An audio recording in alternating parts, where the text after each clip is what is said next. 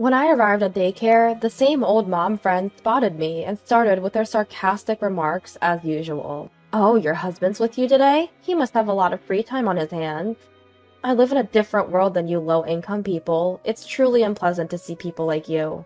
That's when the principal came over with a pale face, but her harassment wouldn't stop, even with the principal's intervention. "Why is someone like her at this daycare? I want her to leave." My husband calmly took out his business card and greeted her respectfully.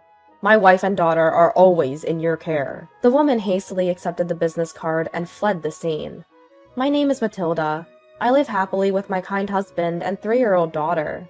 I met my husband when I was a college student. We were both in the business department and had many overlapping classes, and we naturally became friends. I never understood how I became friends with him, as he was always cheerful and popular with everyone. I was plain looking and not good at speaking in public, so I never thought I'd be the type of person to get along with him. Whenever I said this, he would gently tell me, "You can have more confidence in yourself." His words helped me many times, and even a shy person like me made wonderful friends and enjoyed my college life. Gradually, he became a significant presence in my life. It probably started as admiration, but it slowly turned into affection. Unbelievably, he had feelings for me too. We began dating in our sophomore year and started living together 3 years into our working lives. From that time, I began to feel, I want to be with this person forever. So we rented a slightly larger, beautiful room when we moved in together. The time we spent discussing things like sunlight, kitchen positions, and furniture designs was also a lot of fun, and I still remember it occasionally. Later, we got married, and were blessed with a beloved daughter 2 years after. Our daughter is very active and good at communicating with other children, even at a young age. She can invite various children to play together. As I said earlier, I'm shy, so she probably takes after her father. Both my daughter and husband have beautiful smiles, and people naturally gather around them. My husband joined his father's company, and now he's taken over as CEO. At first, people questioned if he got the job through connections, and it was tough for him. But watching his honest and constant effort, people's perceptions of him gradually changed. His wonderful traits, like talking to everyone without discrimination and always being considerate of those around him, have remained the same since we met in college. Even as his position changed, my husband's attitude never did. That's why he's admired by everyone at the company, always at the center of it all, a reflection of our daughter. I love and respect both of them so much. But what about me? I'm trying my best, but I can't seem to gain confidence and end up feeling anxious. And it shows on my face. My husband and daughter always seem to sense when I'm feeling down and encourage me. Words from my husband like, "You can have more confidence in yourself," or my daughter's, "I love you, Mom," have been my salvation. When my daughter started going to daycare, the mothers living nearby, who had children of the same age, taught me various things. Thanks to them, even shy me was blessed with mom friends at daycare. We've been living in the same place since we moved in together, but one day, because of my husband's situation, we had to move, and our daughter had to go to a new daycare. It's sad to leave this town where we have so many good friends, but it can't be helped. We were determined to do our best in the new place as a family of 3. And I was a bit worried if my daughter, who had to suddenly change daycares, would fit in well. But now, every day, my daughter goes to daycare happily, even after the change. Seeing her make friends so easily in the new place, I was impressed. It seems that my worries about her fitting in were unnecessary. On the other hand, I was struggling to make mom friends at the new daycare. It seemed like I was the one who should have been worried. I was almost in despair at the towering wall before me, wondering if building relationships from scratch in an unknown place could be this hard. That's when Claire came to my rescue. Claire's daughter was the same age as mine, and they were in the same group. To me, someone who finds it hard to initiate conversations, Claire was like a savior. But, "Good morning, Matilda." "Good morning. Wow, you look fabulous in that outfit today." Claire was always wearing dazzling clothes. Not just that, she also carried a high-end designer bag.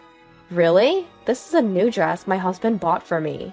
At first, we just made small talk. But gradually, Claire began to belittle me daily, one-upping me about education, her husband's income, children's activities. friends' professions, and more. With no other mom friends, I was becoming Claire's daily target, and I didn't know what to do. I was laughed at for my terrible outfits, or ridiculed. You carry the same bag all the time. Is that the only one you have?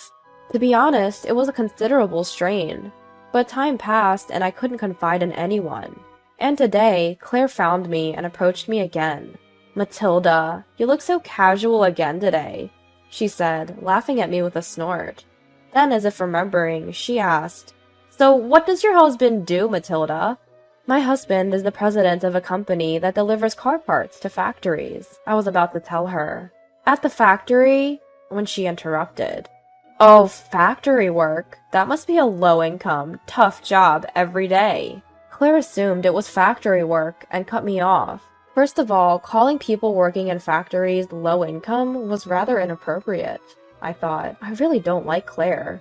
And I was wondering why she always acted as if she was mocking people. According to what I heard, Claire is apparently the daughter of the daycare owner. And because of that, nobody dared to stand up to Claire. So she was free to do as she pleased. I used to think that I could endure the minor discomfort I felt, but Claire's harassment escalated, day by day, finally affecting my daughter as well. "Don't get close to Matilda's family. They're poor and don't earn much." That's what she spread around, isolating my daughter and me. She might have been going around telling the children, "You can't play with her." My daughter was always able to make friends with various children, but this time she couldn't, and she felt down. "Nobody wants to play with me anymore." When she said that, I was tormented by not knowing what to do to help her, even though I wanted to. I want to protect my daughter. However, with Claire doing whatever she wants to us and everyone avoiding us, what can I do? I was afraid to take action, thinking that if I sought help from teachers or other mothers, the situation might worsen. Above all, I was infuriated and felt pathetic that I could do nothing for my daughter on my own. At that time, there was one mother who talked to us without caring, but she too ended up being harassed by Claire. And the other mothers distanced themselves from us even more. I thought I shouldn't cause trouble to the other mothers, and I couldn't say anything. Meanwhile, taking advantage of my inability to do anything, Claire would daily taunt us. If it were just me, I could bear it, but I can't leave things as they are if it's affecting my daughter. It's a situation that must be dealt with as soon as possible. Finally, I consulted my husband about the incidents at daycare and the awkwardness that had arisen. He said, "It must have been hard. Thank you for telling me," and suggested that we go pick her up together from now on. Indeed, going together does seem to ease the burden a bit. Although I felt bad for my busy husband, I couldn't thank him enough for creating time for us with a smile. "Matilda, you're taking on too much alone. You can rely on me and everyone around us." At those kind words, the tension I'd been feeling lately gave way, and tears flowed.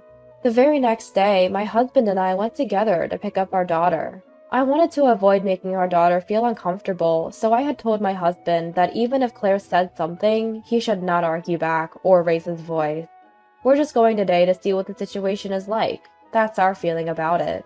Maybe just the fact that my husband is with me will change Claire's attitude. When we arrived at the daycare, as usual, Claire spotted me and made a sarcastic comment. "Well, your husband is with you today. He must have a lot of free time." She didn't care that my husband was right next to me. The mothers and teachers around us looked taken aback by the scene. Then, Claire abruptly started talking about herself. "I live in a different world than people like you."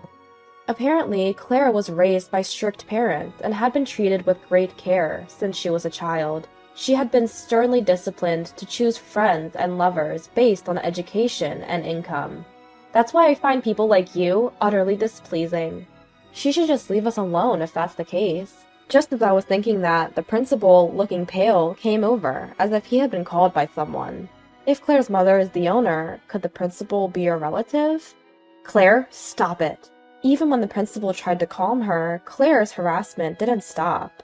"Why do I have to be in the same daycare as these people? I want them out." Once again, she berated us, saying my clothes were shabby or that my husband's job was in low-skilled jobs, hurling insults one after another. It was at that moment when my husband could no longer endure it and was about to speak to Claire. "Matilda's husband is the president of that company." When the principal announced that, Claire's face froze. And then my husband took out his business card and politely greeted Claire. "Thank you for always taking care of my wife and daughter." Receiving the business card, Claire seemed to panic more, and hurriedly left the scene. "I'm sorry, I wish I had noticed sooner." The principal said that. The principal told us that she was Claire's aunt. Claire had mentioned it earlier, and she confirmed that they came from a family that always valued titles.